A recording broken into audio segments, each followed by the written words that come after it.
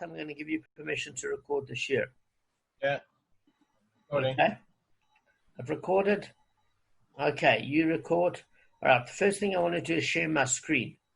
Now, there's a difference between Safari, funny enough, and the Mishnah on the Schottenstein. So I'm going to share the Schottenstein. It seems a little bit more accurate. Okay? So now we're focusing on Ketzad HaRegel, which is damage done with the foot. It's one of the primary categories of ox. Stephen, I know you did the Mishnah years ago, and yes, you obviously have Keren, Shane, and Regel. So Regel is any damage that's done with the foot of the animal and the body of the animal in the way that an animal normally moves. So we'll go into any questions you have. If you have any questions, I can always fill you in after hours. But if it is pressing, what a pleasure. So we're in 17a2, the beginning of chapter 2. So chapter 1 dealt primarily with all the damages categories as an introduction. And then in its own was very taxing for the guys. You'd be surprised. And for me included. Okay? Excuse my dirty thumb there. Scanned in. But I guarantee it's cleaner than at 600 pixels under a microscope. So we're hitting chapter 2. And I would like Kevin, you can read it. Yeah, from the start, regarding what is the foot of an animal muad. Okay, so from the where from? From the Mishnah. Oh, sorry, the Mishnah begins to elaborate the cases stated in the Mishnah on 15b, beginning with the case of foot. Regarding what is the foot of an animal muad. It is muad to break things in the course of its walking. An animal is muad to walk normally and break utensils that are in its path. But if she was kicking, or if pebbles were shooting from under her feet, and she broke utensils in this way, then he, the animal's owner, pays only half the damage. The Mishnah presents a case that combines two of the elements mentioned previously. If she stepped on a utensil and broke it, and a broken piece of the first utensil, fell on a second utensil and broke it as well, then for the first utensil he, the owner, pays full damages. And for the latter utensil he pays half the damage. The Mishnah continues. Chickens are muad to walk normally and break utensils that are in their path. If something was tied to its legs or if it was hopping, and it was breaking utensils in this way, he, the chicken's owner, pays half the damage. Okay, good. So, well read, Kev. I wanted to bring your attention to a few parts in the Mishnah before we go into the Gemara. There's this mentioning of he and she. So, why do they mention an ox as a she in this case? Because generally a he has horns. So it often refers to a he when you're talking about Keren damage, and often refers to a she when talking about regal damage. Does that make sense? But there's no case where it's you only pay for a female damager versus a male. It's just a general term, because female oxen don't generally gore each other. Obviously, there's no horns, there's no libido, etc., etc. So regal damage is generally a female, and it discerns that because it uses the word he as in the animal's owner. Because in most cases in a paternal society or patriarchal society, it was the men that would do the physical activity with the animal. So it just uses that he-she definition, but it's interchangeable, meaning if it was a male animal that damaged or a female owner of the animal, obviously the normality of payment would apply. That's number one. Number two, it's talked up to this time about the standard ox, but now it's going to talk about other cases of domestic animals like chicken, etc. That's something to bear in mind. And we're going to deal with what happens generally with the Gemara is it breaks down the Mishnah in its various sentences and it analyzes it. So, in a nutshell, one of the things that you're going to see is there seems to be redundancy. I don't know if, guys, you can follow my mouse. Can you see my mouse on the screen? So, firstly, it seems redundant. Let me show you where.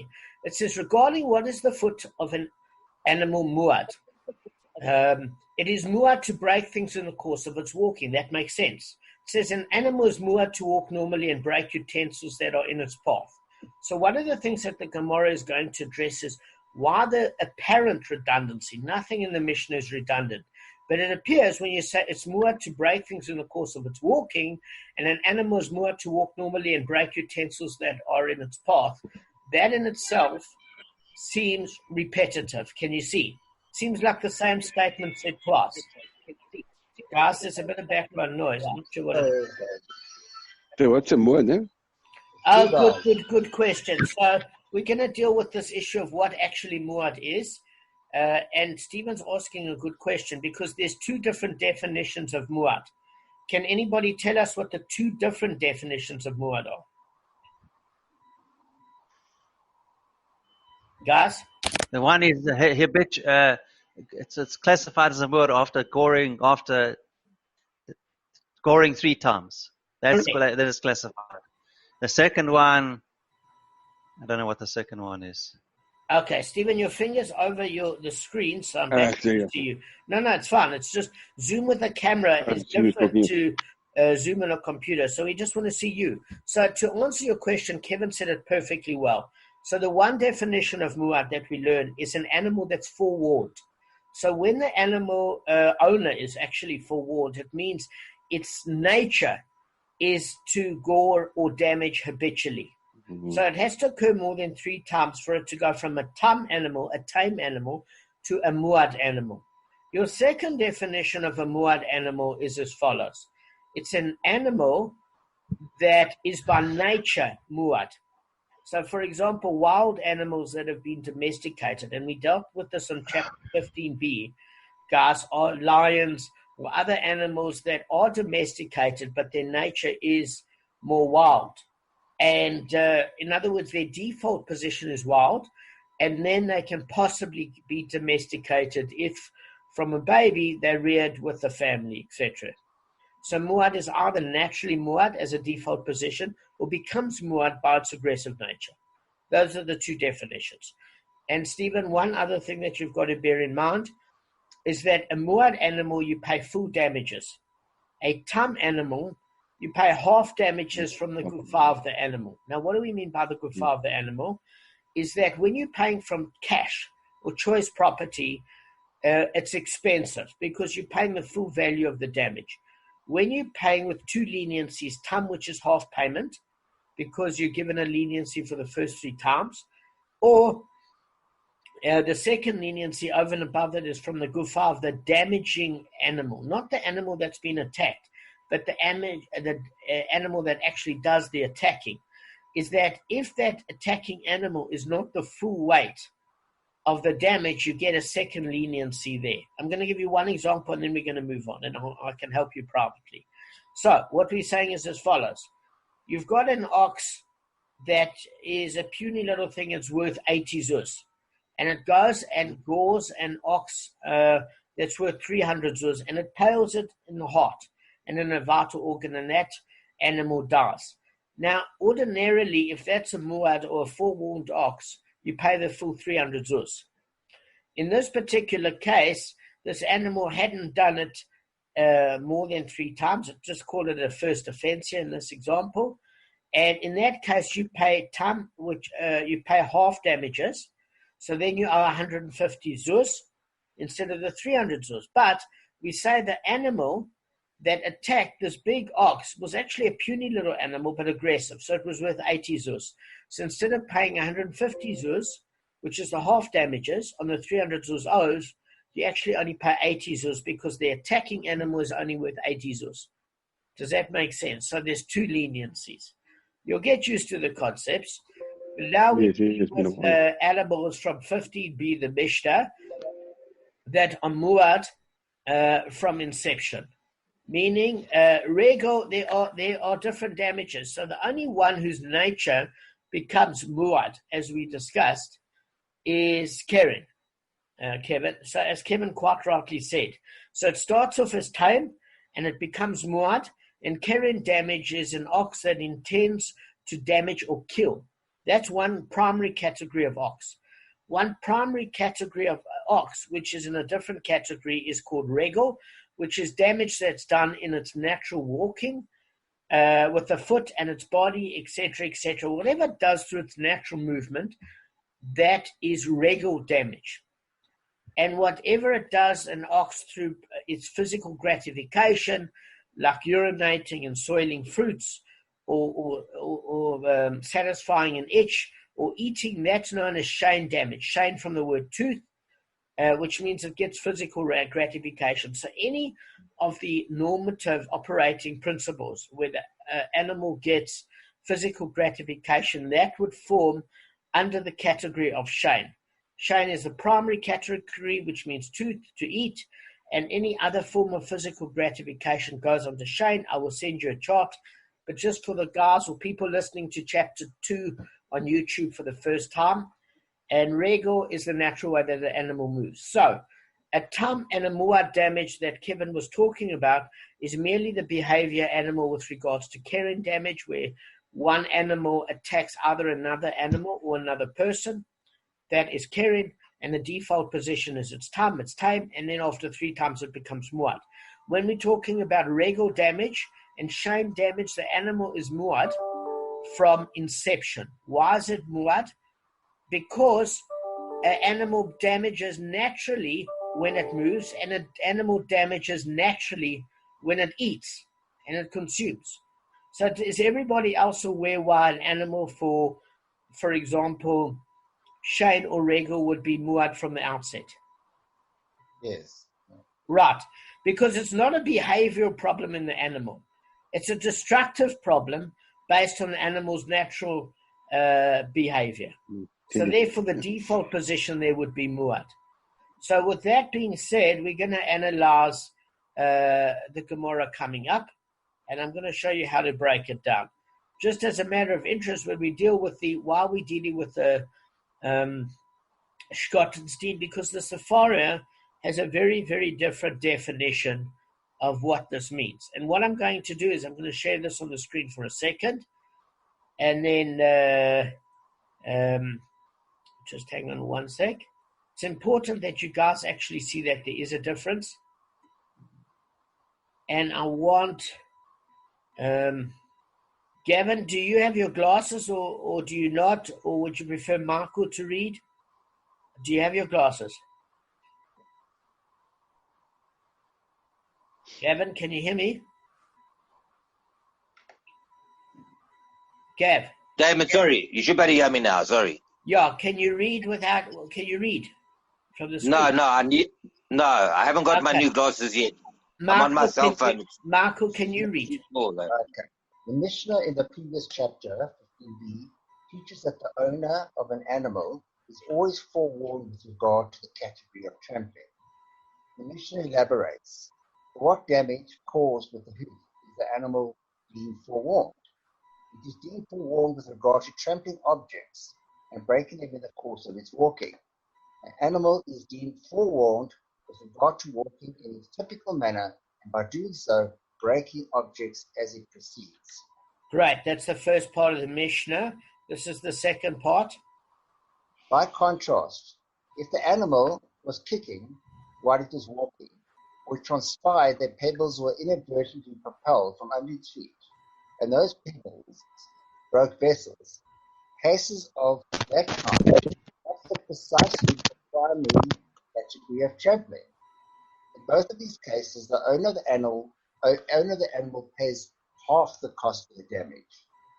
If an animal trod upon a vessel and broke it, and then a shard of the vessel fell upon a second vessel and broke it, the owner pays the full cost of the damage for the first vessel, as his action is classified under the primary category of trampling, and he only pays the half cost of the damage for the latter vessel, as the damage caused by the shard is tantamount to damage caused by pebbles inadvertently held by the foot of an animal.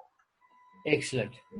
Okay, so we can see it seems that there are very different definitions between Schottenstein and Sefaria. Now, I'm not criticizing Sefaria, it's an amazing work, but it's a little bit clearer in the Schottenstein. Okay, so we're going to just begin by analyzing with the Gemara the first statements. Okay, So again, this is started on 15b. So I'm just going to read the beginning and then we're going to start to analyze it. Regarding what is the foot of the animal muad? It's muad to break things in the course of its walking. An animal is muad to walk normally and break utensils in its path. Okay. So what we've already said is those two sentences seem initially on first go, what do you call it? We said that seems repetitive. I'm going to show that to you quickly, and then we're going to move on and we're going to analyze why it seems like that. All right. Regarding what is the foot of the animal muad, it is muad to break things in the course of its walking. An animal is muad to walk normally and break utensils that are in its path. Can you see this? I don't know if I've shared the right screen with you guys. Yeah, it's fine. Just hang on. I actually don't know if I've shared the right screen. Yeah. Did I? I can't see properly. I can't tell you. All right. I'm just going to zoom up a bit more. Sorry, Gavin. Yeah. That's still not enough. I can zoom a bit on this side. All right. So let's go on. Regarding what is the foot of the animal muad, it's muad to break things in the course of its walking. An animal is muad to walk normally and break utensils that are in its path. So the first thing that we're going to ask is why this almost this sense of repetitiveness. Okay? So we're going to deal with this issue now. So, okay.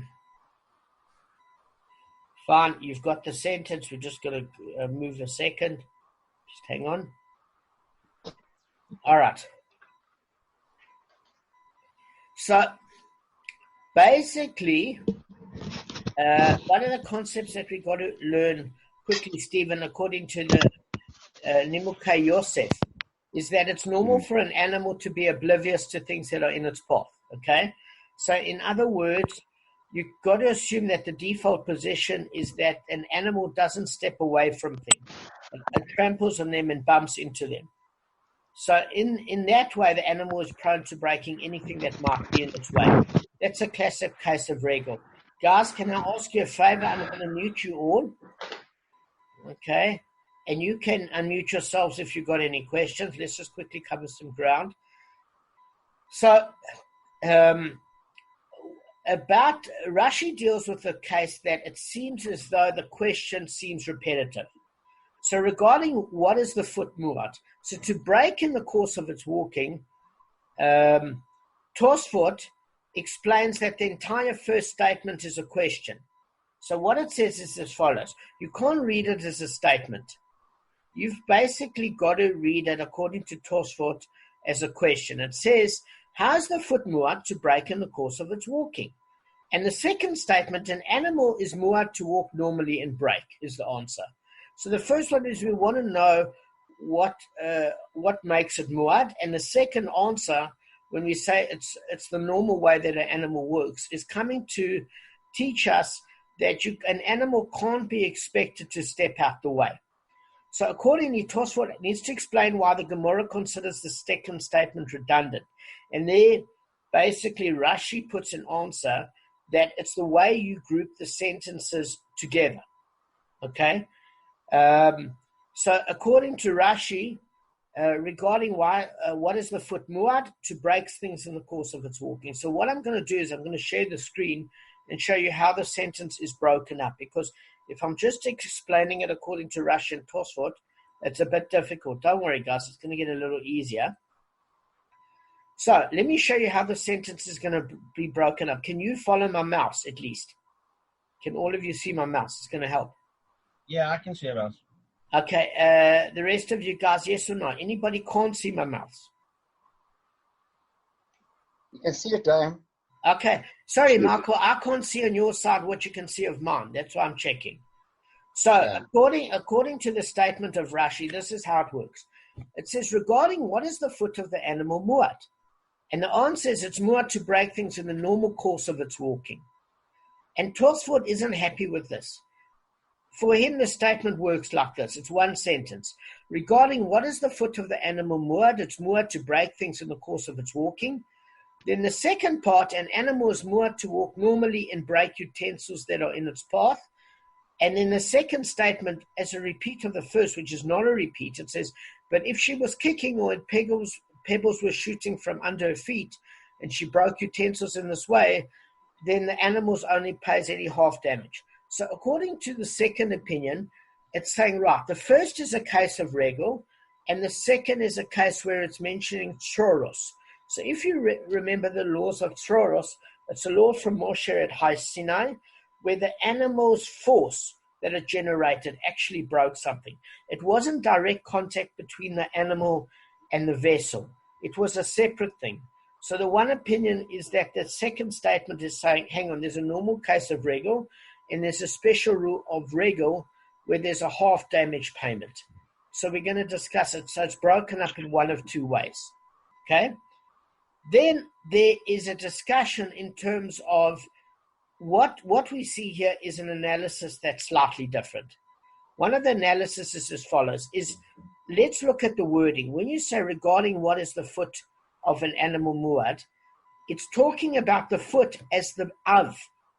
So what is the av of regal? Stephen, we're going to learn that the av, which is the primary category, which is that which mentions in the Torah, is the foot itself, which means regal.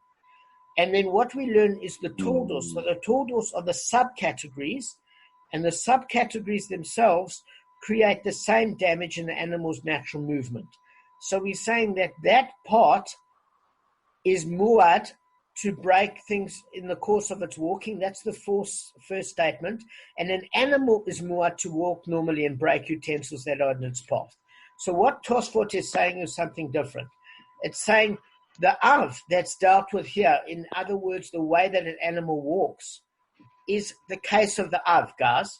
And the case of the tordal, where the animal damages with the actual body or something that it's wearing, that's an extension of the animal, is what breaks utensils that are in its path. So here it's talking about the av in the course of its walking, and an animal is talking about the tordals. That's according to Tosfot. It's not according to Rashi.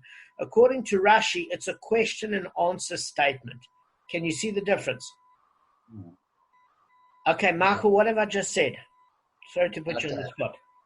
Can I just go back there, please, just so I can look at it? With pleasure.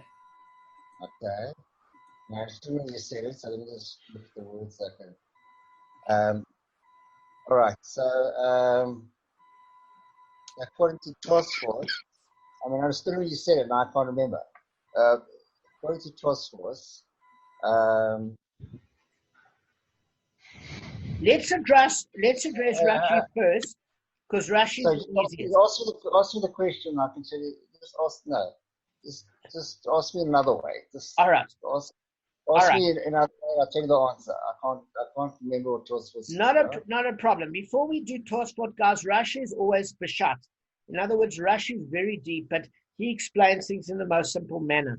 So if you had a look at the Sepharia, one of the parts of the Sepharia that we noticed is that it wasn't done in a question-answer sort of pattern, this Mishnah. Does that make sense? It actually is done almost like in a statement, and Rashi said it's a question. And the Schottenstein is based on Rashi. So Rashi says, regarding what is the foot of the animal muad? And the answer is, it's muad to break things in the course of its walking. So according to Rashi, this is not one statement, which is why the Schottenstein put a question mark. That's number one. That's according to Rashi. In Rashi, it says that the foot of the animal is dealing with the, what do you call it? The av, the actual av. And the animal itself is talking about the body that's muad. And Tosfot said it's more clear to learn it in the way the statement is broken up so it's not redundant. So Tosfot learns it like this. An animal is muad to break things in the course of its walking. Now, if it's in the course of its walking where it's trampling on things, that's a case of its feet damaging. That's a classic of regal in the course of its walking. Now, the torda, which is damaging with its body or the natural movement, is the second part of the statement, which is not redundant. An animal is muad to walk normally and break utensils that are in its path. So when it says an animal walks normally. It's saying that it could smack against it with its body. It doesn't say that it's the foot of the animal in the course of its walking.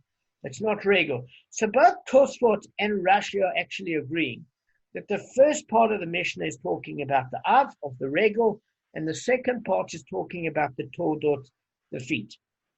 Makes sense? Okay. Yep. Okay, good. So let's go on quickly. So then we're talking about a second part in the Mishnah, which we don't understand. And it says as follows. But if the animal was kicking, or if pebbles were shooting out from under her feet, and the animal broke vessels in this way, then the animal's owner pays only half damage. So this is coming to separate between two sorts of half damage. Now, Gavin, can you tell me two sorts of half damage that we see? Gav? Gavin, unmute. You muted. Sorry, can you hear me now? Yes, go for it. What are the two different types of half damages? I gave it while I was on mute, but I'll repeat it. Good idea. No, I'm joking. I didn't finish. Okay. So if the animal tramples on stones or kicks stones up while it's in the normal course of walking, then from Mount Sinai we got a special Sorot. compensate. Sorot. Sorot, yeah. The Ashkenazi said soros, which is from the word soros. That's what it'll cause you to pay for the damage. It'll give you soros. Just remember it like that. Or sorot if you Sephardi. That's right. So that's half damages. That's correct. I think it's a Sephardi dish as well. So yeah, then you pay half damages. Good. So it's basically any time that the animal kicks up pebbles or stones, it's going to be half damages. Correct. And the second half damage payments that we learned? So the others is from Karen. Yes, so Karen is mentioned here. Let me tell you why. Stephen, we've got to actually understand that when it said, but if the animal was kicking, or if pebbles were shooting out from under its feet, and she broke utensils in that way, then the animal's owner pays half damages. So what it's going to discern is two different types of half damages. The first thing is that we asked a question in the I think it was by the third daf, where we said that an animal that kicks would seem to be regal, and it's actually keren, because it's not necessarily the activity. It's also the intention and behavior. It's the operating principles. The same thing that when an animal bites, in terms of injuring or trying to do damage to something else, that's not the same as shame when the animal bites from eating, because the one is physical gratification and the one is biting from temper to stop that which is irritating the animal. And the same thing with walking. An animal uses its feet to walk, and Stephen, it also uses its feet to kick in temper. So what it's saying here is it's discerning in the Mishnah, and it says, but if she was kicking, meaning the animal was kicking in temper,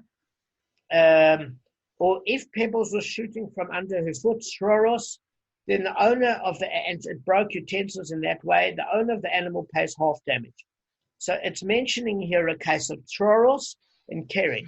So shroros is under the case of regal, and keren is intent to damage or injure by the result of its keren. So it's mentioning that within this, and this is not my opinion, guys. This is the opinion of the Gemara. Okay? So, can I say something? Pleasure, Kevin. So it's how are you supposed to prove the intention of the animal? How do you know if it was angry or it kicked the stones? How are you supposed to see that or ascertain that? You know what I mean? Excellent question. So Kevin says, well, how do you note intention? Couple of factors. If when an animal bites, it's eating a vegetable patch, it's probably not angry. Yeah. It's probably enjoying itself. When another ox is irritating it, or a small child pokes the eyes of the animal continuously, and the animal decides to nosh on the kid, it's probably irritation. So So that's one way to deduce. No, but stones. If it kicks up stones, No. let's say. No. So that's an interesting case. That's regel. So we're talking about an animal Always. in motion, not that kicks it up in temper. That's a great question, but that actually kicks it while in motion. It's an animal, as an animal gallops While it's walking. past. Yes, so if an animal gallops past on the normal way of its walking, it kicks stones. It's a different behavior than when a horse bucks. So when a horse bucks, it kicks with the back of its legs, or an ox, if it's about to go, uses one leg. And obviously, we never grew up in a agrarian culture, so I wouldn't know an ox except if somebody said something stupid, and that's my term for an ox. But if it was a normal wildlife, we're city boys from Joburg. Nobody knows your animals' behavior, but in the Gemara, they raised animals, so they would know. The same with barting is that you can see the difference when it's consuming satisfactorily compared to barting at something that's irritating it. So all it's trying to do here is saying that, listen, there are full damages for regel and half damages. And when it's kicking, don't forget, it was actually started in 2b, by the way, that it discerned the difference between damage of kicking in temper compared to kicking in the normal way it walked. For Shane, when the animal ate compared to when the animal bit. So it says, don't forget about this principle, and don't forget about the principle of troros, which is half payment. Okay, so far we covered that sort of ground. Let me just see what we've missed here. Now, there is another difference between Keren and Regel, guys. I'm testing you today. I'm half giving you overshare and half testing you. What's the other difference between, if we say troros, let's just take a case of Keren damage and troros, where troros is Regel. Let's say both of those are half damages. We learned, what's the difference? So the difference. Okay, Michael, go ahead. So obviously, in the case of Keren, in the case of Tam, it's half damages, so is it with Taurus. Yes. In the case of Regel, it's full damages, but Taurus is half damages. So there's a slight difference there. No. Right? They're looking at a case here, interestingly enough, of the Tam Keren, half damages, it mentions in the Mishnah, and Sroros, which is half damages. We're saying the one you obligated in a public domain for Keren, and Sroros you're not, and that's what makes it Regel. Okay, we've got less than a minute less. So these are a case where there's two half damages, and anything to do with Sroros, because it's Regel, you're not obligated in the public domain. Keren, you're obligated in the public domain. Also, can I just add something? Yes. Can I add something? We got 1 minute. Yeah. Also, with Keren, it's Tam. After 3, it becomes Moed. Whereby with Taurus, it's always half damages. Always. Exactly. It's a good point. No matter how the animal naturally, it's true. With Sroros,